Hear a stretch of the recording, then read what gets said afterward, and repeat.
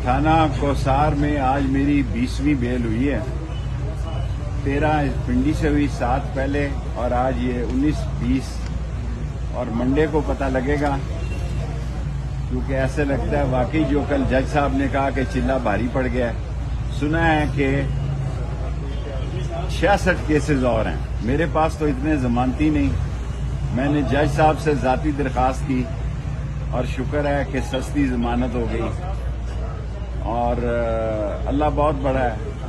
इंशाअल्लाह ताला पाकिस्तान के गरीब अवाम, पाकिस्तान के मजलूम अवाम, इंशाअल्लाह। मेरी बड़े लोगों से ये दरखास्त है, क्योंकि मेरी अदलिया के साथ साथ अदारों से भी कभी नहीं बिगड़ी। पता नहीं क्या हो गया, हमारे अदारों के साथ इतने अच्छे तल्लकात थे कि नजर लग गई कि ये 86 केसेस, अभी 20 में जमानत है। 60 जमानती मैं कहां से लाऊंगा, ये अल्लाह को पता है।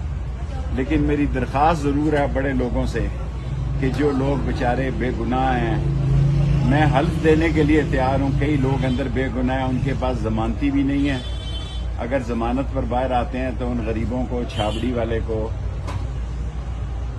रबड़ी वाले को, खीर दूध वाले को दोबारा अंदर कर देते हैं।